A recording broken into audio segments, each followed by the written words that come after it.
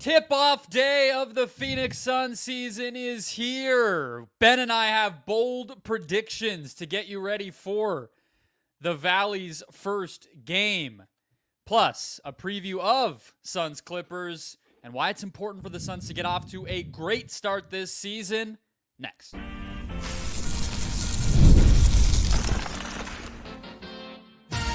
You are Locked On Suns, your daily Phoenix Suns podcast. Part of the Locked On Podcast Network, your team every day.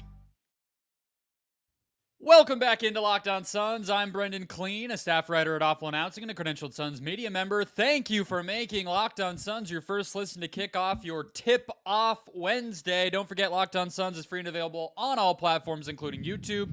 So click that follow or subscribe button and do what thousands of other Suns fans have already done. Become an everydayer and get locked onto the Phoenix Suns right here each and every day. Today's episode brought to you by Game Time. Download the Game Time app, create an account, and use the code LOCKEDONNBA when you do to get $20 off your first purchase.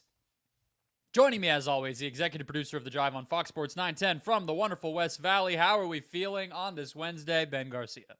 I am so stoked to watch the Suns tonight. I am so stoked to watch the Suns get off to what I believe is a soft landing spot, which we'll get into in a little bit with the Clippers. No Kawhi Leonard, and just get the season rolling. I am done previewing things. I'm done, Brendon. I just want to react to real game action, so I know exactly what we're getting into.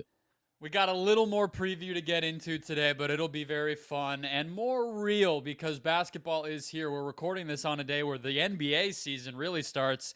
Of course, we get the Lakers, but I'm more excited for Knicks Celtics. But that will be for the Locked On hosts in our other cities to get to. We are starting with our bold predictions. Start us off, Ben. What is your boldest, biggest prediction for the 2024-25 Suns?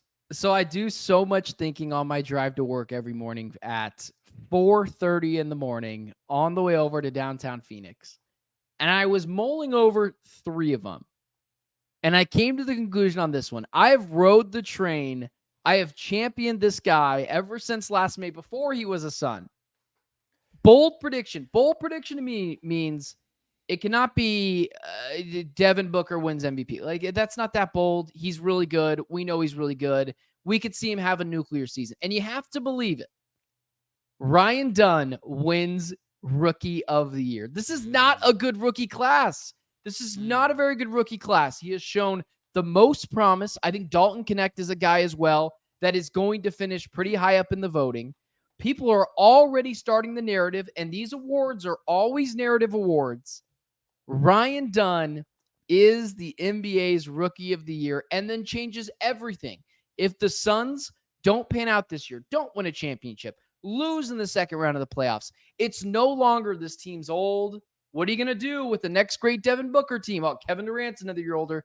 You then have a budding star that you can pair with Devin Booker for years to come alongside Bradley Beal, who will be 31 next year, and it changes the trajectory of this franchise completely. Ryan Dunn, the savior. Ryan Dunn, Rookie of the Year for the Phoenix Suns. I think it is doable.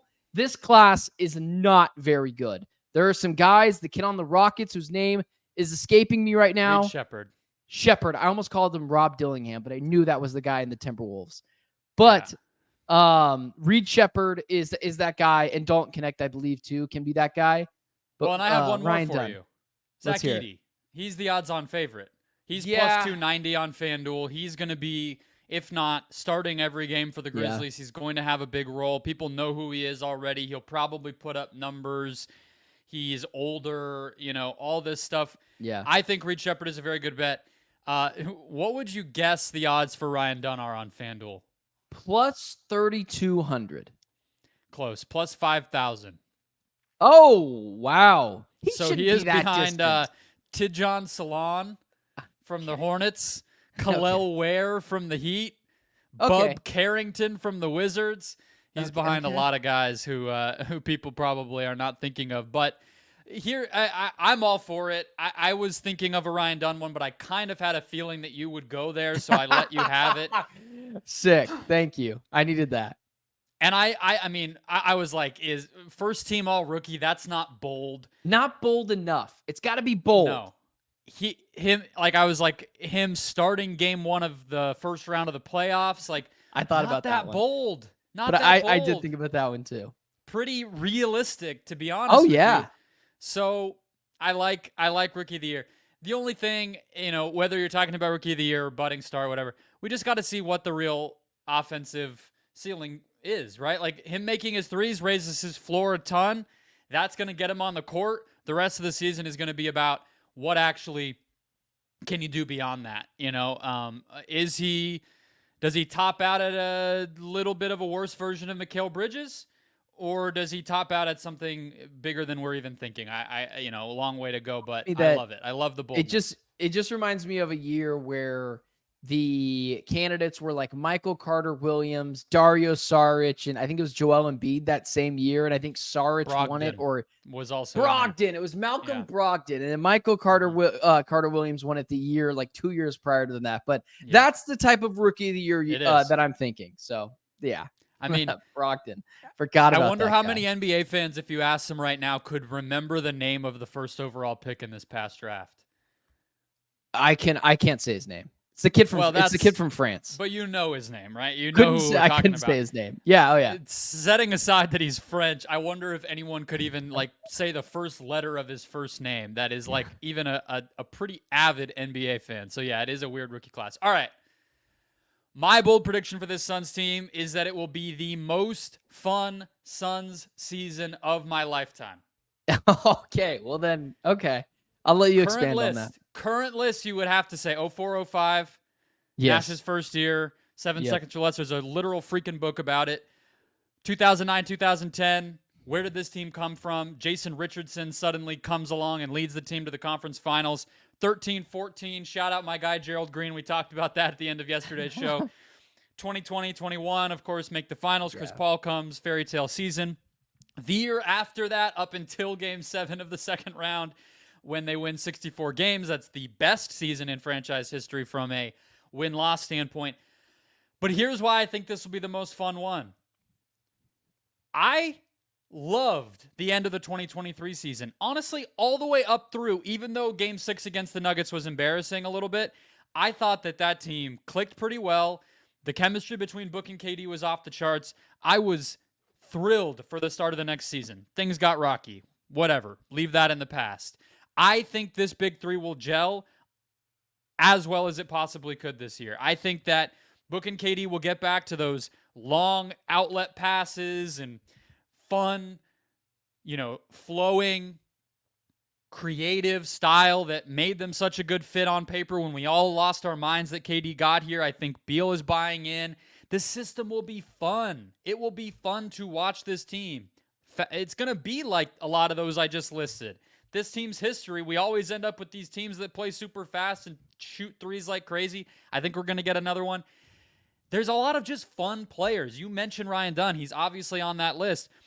Grayson Allen, how many times were we counting up his threes last year? Can he break the record? Can he break the record? Can he get to 15 freaking threes made in a game? Tyus Jones, there's going to be games where the dude has 14 assists and 0 turnovers and just completely orchestrating this thing like we've never seen this group look. And last but not least, Ben, the West is wide open.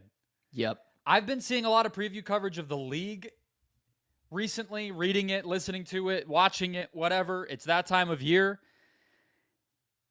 I think because the Thunder kind of ascended last year, Minnesota broke through, Dallas makes the finals, the Nuggets are still looming. We kind of look at the West and we're like, all right, those are the teams.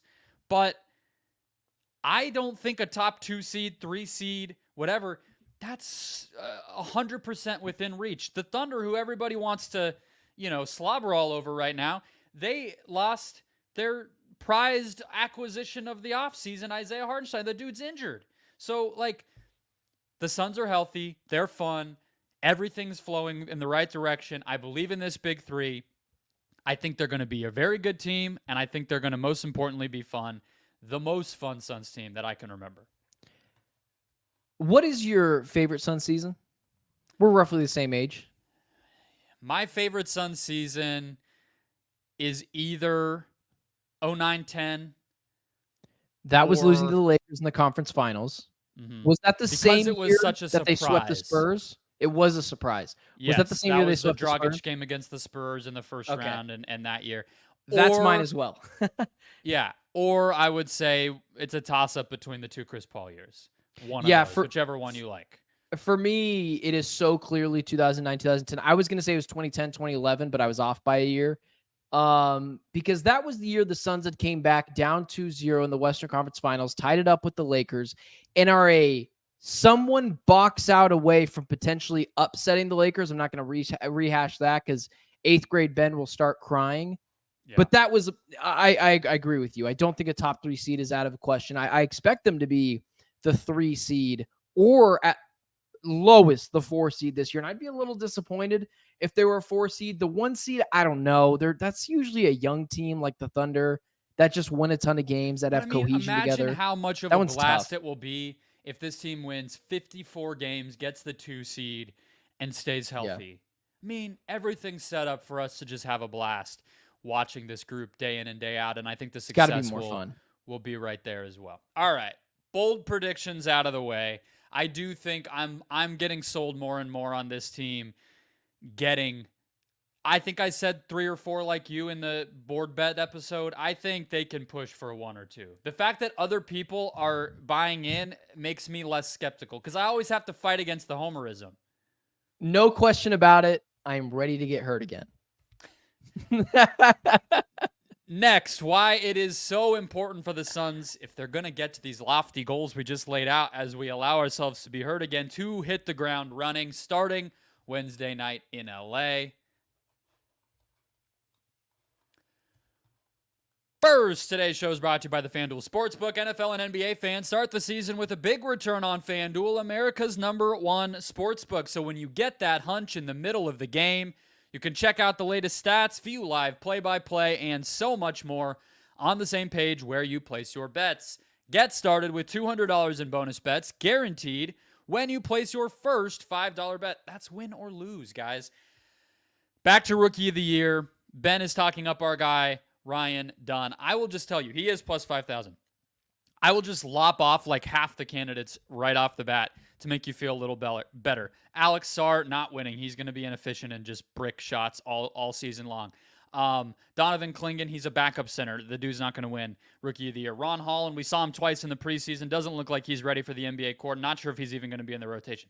Not on the list. Tidjane Salaam, you don't even know who that is. Why would he ever win Rookie of the Year? Jared McCain, backup on the Sixers? No way. Ryan Dunn's right there. He's going to play. We know it. And he's plus 5,000. Either way, you get those $200 in bonus bets to get your season started. All at FanDuel.com. All right, Ben, let's keep the show rolling. First 10 games for the Suns. Let's look a little closer here. And you have a strong opinion that this thing needs to get off the ground pretty quickly. I want to remind everybody, though, to catch up on the Suns in the NBA every day with the Locked On Suns daily newsletter. You can sign up below at the link in our bio, or you can just type in lockedondaily.com and just click the Suns logo. It'll take you. You put your email in, and you get great writing, fantasy, X's and O's, reporting, all that stuff on a national level, plus Ben and I's thoughts on things related to the Suns. You can catch up with the podcast in case you forget. It'll be there in your email, not just on your app. And all you got to do is type it in. It's free. You click subscribe, and it starts coming in. It helps us a lot, and it is a great new initiative we're rolling out to get you guys all caught up on the Suns every day in addition to the podcast. All right, Ben. So Clippers, Lakers to start off. They play the Clippers and Lakers again about a week later. The thing that catches my eye about these first 10 games and just kind of thinking about this beginning of the season is they have some team. They play the Mavs twice early. That's big. And then they have the Sixers and the Heat at home. Two teams that are like a little weird to play right off the bat. It's nice that they're at home. But it's not the typical like playing a bunch of teams that you're familiar with all in a row outside of the Lakers and Clippers. So I don't think this is the hardest opening to a season that I could have conjured up in my mind, but it could be a little tricky, and I do think that they need to kind of be ready right away. Well, I would disagree with you. I think it is a really tough start, tough draw to the season. especially at first when you got this. But then Kawhi Leonard's not going to play. But you have the Clippers, super rested Anthony Davis and LeBron James that are always dangerous and match up really well with the Suns. The Mavericks that for some reason always play well in Phoenix, and Luka Doncic always circles that calendar. The Lakers again, the Clippers, the Trailblazers really in that first 10 is the only real break in that first 10 games. The Suns, which is why I try to just give the Suns time. They've got to come out of this first 10, 6-4, because then you can, at minimum, because then you could say, okay, the schedule gets a little softer. It's a lot of Kings who are good, but the Suns usually play well against the Jazz, teams like that, the Nets coming up, the Spurs, the Pelicans. There's just a lot more of cushion towards the middle first part of the season, I guess I should say. They got to be able to get off to a hot start so that people don't already give up on the Suns. What you don't want to do is exactly what the Cardinals have done outside of last night, was build up all this momentum, sell out your red and white scrimmage, the most where anyone is, or the most that any ever Cardinals team has had in attendance before. You show up there and then you lay an egg in the first game, you win, and then you lose a couple others. You fall to 1-3 and you lose all momentum. That's not to get too much into Cardinals, but that's why it was so big for them to win last night. The Suns similarly have to do the same thing. They have all this momentum. Tyus Jones, Olympic gold medals, Ryan Dunn. Get off to a start that is at least manageable. And that's why I say 6-4. Because if they go 6-4, I will sit here and say, Brendon, relax. It's a new offense. They're still figuring out rotations. Guys are healthy. It was a tough stretch. It's going to ease up a little bit. And that's where the Suns can start to stack some wins, where everyone's going to be a little rusty. So that's why I think it's really important. Yeah, I'm always bad at like gauging how hard is a schedule and stuff like that. Yeah. I just don't see a lot of like the best of the best of the best teams. There's no Celtics here. There's no Thunder here. There's no, the Mavs is probably that's why I highlighted those two early is a little nerve-wracking, and they're healthy by all accounts. I think 6-4 is more than doable. Mm-hmm. I think, we'll see. We'll talk about it in a minute, how good that Clippers team is, but you would expect the Suns to be able to handle business. They also only have one back-to-back.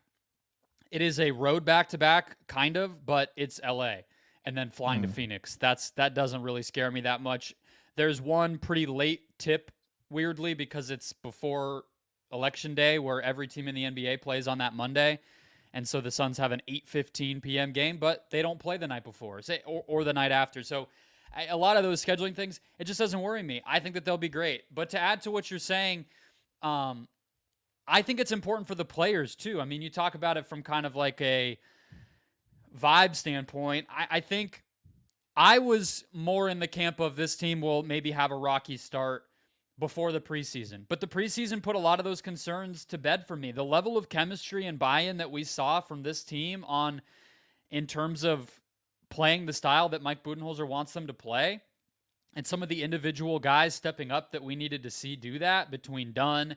I even would say Monte Morris. I'll kind of eat my words. I think he acquitted himself pretty well over the rest of the preseason. And, Mason Plumlee's at least better than Drew Eubanks. A lot of those things we've checked those boxes. I think that that they will feel motivated to go ahead and like build on that. And if they're not able to, I agree, it would be a little bit of a letdown in that locker room. But they were 4-6 last year after 10 games, and we were already at Booker and Beal both having injuries, and a lot of the role players already starting to look uglier than we expected when they were thrust into their new roles. So it's 100% going to be better than that. You also have a chance as well. Like, I think 6-4 is more than doable. But what if this Suns team gets off to a 9-1 start, an 8-2 start? You're going to have injuries this year. Just get it out of your brain that Bradley Beal, at minimum, isn't going to miss 12 to 15 games. That's just Bradley Beal. Now, if he plays 55 games, like, he's fine. 60 games, he's fine. 65 games, he's fine. Booker is going to pull his hamstring. He always does. He's going to miss 2 weeks. That's just him. Still be eligible for 65 about games. December 18th. Yeah, so. exactly. Yeah, exactly. pencil it in every And then year. he'll come back just in time to drop 60 on the Pelicans. Kevin Durant is going to tweak an ankle in a layup line. Monte Morris, you name it. Yusuf Nurkic has been injured before. This team, now, we just need them to stay largely healthy. If you get off to an 8-2 start, you get off to a 9-1 start, and you just anticipate everyone's going to be healthy for the first 2 weeks of the season until they start dropping like flies, you already allow yourself to some cushion and some room for error. Last year, the Suns were already injured to start the season, and that margin for error came down. It was right here, and it was like that towards the end of the season where we were all on pins and needles. Everyone's got to stay healthy. And they Those did. 2 Spurs games, right? I mean, they won one of them, but that cost them Booker. The other one they lost. If they just take care of business there, things look a lot different. So, yeah, I think the schedule, where I'll agree with you on the toughness is, it's tough if you are determined to be awesome out of the gates. It's not a schedule where you're just going to pile up wins and be cushy, and then you get an article written about, well, the Suns' record isn't exactly what it seems because they beat up on bad teams. There's not bad teams here. It's just beatable teams. So I guess it'll be a test, right? It'll be kind of the right type of test. Do we want to take any stabs on who will be the first person to write that article? Well, they don't have that kind of schedule because I think if they were to be 9-1 on this schedule, it would be pretty real. To your point, right? I was going to say, who is it? I was going to say, who is it, and why is it Greg Moore? Well, I was going to the type of person for that. I was thinking more like the analytics, like Kevin Pelton on ESPN. He'd be like, well, I went local. I'm sorry. The strength of schedule tells you that the Suns actually should be 10-0, not 9-1. They're actually worse because of whatever. Okay, they got to beat the Clippers twice to take care of business in the way that we're hoping they do. Let's talk about that first game here on Wednesday night and the one coming on Halloween in about a week here to round out the show. First, today's episode is brought to you by the Game Time app, the best place to buy any ticket. Game Time has a new feature called Game Time Picks, which makes getting tickets to see your favorite teams play live even easier. Game Time Picks filters out the fluff to show you only incredible deals on great seats, so you don't have to waste time searching through thousands of tickets. Whether you are looking in a specific city, like here in the Valley, where there is no shortage of events this time of year, or you're looking for a specific game, what Game Time does with that Game Time Picks feature is they put the best deals at the top. So if it's a city, all the comedy, concerts, theaters, sports, all of it sorted by the best value. If it's a given event, it'll put the best deal for any seat in the building up at the top, so you know you're getting the best deal. They also, of course, have their signature all-in pricing that you can toggle on, seat views from within the app, and much more. So take the guesswork out of buying tickets with Game Time Picks.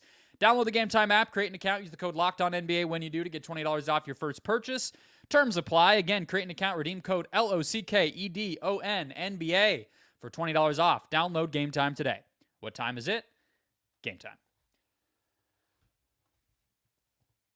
All right, let's wrap it up. One more reminder to sign up for the Locked On Suns daily newsletter. Click that link in the show description below or type in Locked On Daily in your browser. Click the Suns logo, type your email in, hit subscribe, and watch those emails come in to get caught up on the Suns and the NBA and this show every single day. All right, Ben. To me, this Clippers game, it's not about the Clippers. This game's about the Suns. Can those style adjustments roll over into the regular season, and can these good vibes keep rolling? I don't know if you follow this guy, Owen Phillips, on Twitter, if you've seen some of his stuff going around, but he's an analytics guy. He's been putting together these charts that show what tends to carry over from the preseason. And a lot of the things that the Suns have done, shooting more threes, playing faster, that stuff in NBA history is real. If you do it in the preseason, you tend to do it in the regular season. He also put out a chart that showed what teams' records would be if they took like a league average amount of threes in a game. The Suns were a top 3 team record-wise in the NBA in games where they actually took the right types of shots.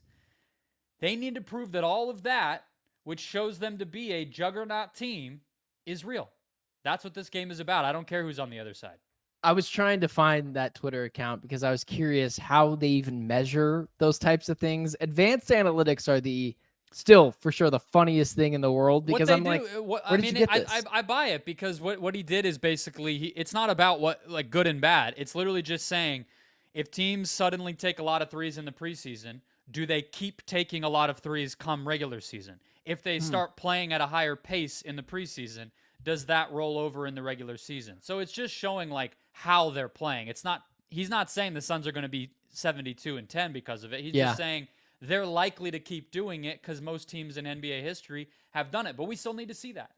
Yeah, I'm going to treat the first game similar to the preseason game. I want to see them not abandon their game plan that they were doing in the preseason. I need to see them chucking up threes efficiently, of course. Don't be just chucking up threes just to do so, Yusuf Nurkic. I'm looking at you, but I also want to see what happens because I do think it's going to be a physical game. That's what the Clippers do. It's a Ty Lue-led team, smart head coach, still some good players on the team. I'm old enough to remember when Norman Powell dropped nearly 50 points in a game 4 against the Suns in a playoff series. So they still have good players, and the Clippers are a well-coached team.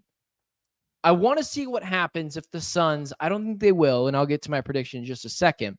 I want to see what happens if the Suns do get punched in the mouth a little bit, if they start to resort back to old bad habits of just playing iso ball, who's going to take this next basket, who's going to shoot the next mid-range jumper, instead of just staying the course and following exactly what they were doing in the preseason, because that's what I believe is going to work. But I am curious to see what happens when this team does get knocked down a peg. Are they as fragile as we think, or is this truly, or as fragile as they were last year? Is this truly a new team this year? Yeah, it is a little coincidental or ironic that the Clippers would be the opponent because they were the ones that tended to bring some of the worst habits out of this team. Those Clippers games last year were some of the ugliest losses that the Suns had, or near losses, as we saw the very last week of the regular season. Yeah, they're going to start Harden, Mann, Derek Jones, Nicholas Batum, Ivica Zubac. That's basically what the Clippers have settled in with no Kawhi Leonard, and wanting to keep Norm Powell on the bench, it seems. To me, one of the things that'll be interesting with this one is something that I don't think we've necessarily thought about in this exact way. So last year, right? If the Suns went up against an individual player who the opposing team wanted to hide on defense. So in this case, obviously, I'm talking about James Harden, right? Last year, that would have been most likely put him on Grayson Allen. Not that Grayson Allen was a bad player on offense. Of course, he had an awesome season, but he's not doing a lot of things that make you have to work on defense. He just mostly was a spacer. So you can put Harden on him, and maybe you switch sometimes and everything, but that was a hiding place. Now, with Tyus Jones in the starting lineup, you can't put James Harden or somebody like him on Tyus Jones because what are the Suns going to do? They're going to go right to Tyus Jones pick and rolls. And now James Harden's having to fight through screens, or he's switching on to Yusuf Nurkic potentially, and you're getting easy stuff there. Or now you have Tyus Jones being able to attack Ivica Zubac, or you just Harden gets put to avoid that. What do they put him on Beal? Well, now Beal can just go to work, So I think that'll be a fun wrinkle to watch. Is where does Harden play on defense, and how do the Suns kind of go at that? And it'll be a good, I think, preview of the way that defenses are just going to be put into a bind trying to match up with the Suns team. Do you think James Harden is just going to have the ultra green light for the first, it's Kawhi Leonard, first 6 months of the season? Is he just going to come out chucking all season long? I mean, is he going to be wearing? Is he going to be wearing the fat James suit Harden on your team and not give him a green light? Well, listen, you might as well not have him. I agree with you. It's not the same James Harden that he was back on the Rockets, but honestly, I just forget. Might be a little different. Yeah. I just forget that James Harden is on the Clippers. Clearly, as I'm thinking about the game today, I'm like, oh, that's right. James Harden forced his way to the Clippers last year and threw Daryl Morey under the bus more ways than one. As we kind of wrap up this conversation, just so people know where I stand on it, I do think the Suns, coming off of a very hyped off season, is playing the perfect opponent. The perfect opponent that is without their star player, but is the most well-equipped team to play without their star player because they do it all the bleeping time. They're not necessarily, they ended last season without Kawhi Leonard. They're starting this season without Kawhi Leonard. Nothing's changed. It's a well-coached team, but I do expect the Suns to dominate large portions of this game. I don't know if they're going to start off 8-1, but I am confident in tomorrow that this team has a bad taste in their mouth from being swept last year. You know how many times they're going to mention on ESPN on Wednesday? Well, this Suns team last year looking to come back from being swept from the Timberwolves. Everyone knows that. Being able to come out and dominate a team and reestablish your presence in the NBA and having an opportunity to play some of the best teams in the first 10 games. I think the Suns are going to do that. I've never been more confident in the last 2 seasons how this Suns team is going to play. And that's to Mike Budenholzer's credit. That's to the new faces. That's to Tyus Jones or Ryan Dunn. But I do expect this team to dominate on Wednesday against the Los Angeles Clippers. They're 4.5-point favorites on the road, which really, home team gets let's say 3 points. Yeah, 3 in points. the NBA. So they should win by 7.5. I mean, that's a pretty big favorite. I'm looking at the other lines. Like if you just call it 7.5, that's as big as any individual line in the entire league. So I know that's not how it works, but still, I think that's a glimpse of why this game should be lopsided. I'm not, I don't really. It's just because it's the first game that we're even giving it so much time, but this should be a pretty easy win for the Suns. And they should be coming off this game riding pretty high and then going into a Lakers trio of games that will test them even more. But this is one I think you got to get to feel good. I don't think the Suns are going to lose. But it would really suck to come on this show Wednesday night, Thursday morning, and talk about a Suns loss after all the really good things. And it doesn't mean anything. It's 1 game out of 82. But just start off on the right foot. Start off on the right foot. Try to get to 1-0 before you have your opener against the Lakers. So let's just do that. Plan A. We'll see if Grayson Allen plays. We will see what the rotation shapes up as, and we will have you covered right here post-game as always. So hit follow or subscribe, get that show and more throughout the week in your feed. Hit that link down below to get the newsletter going in your email inbox as well and support the show that way. Enjoy the game, please, everybody, and we will talk to you then.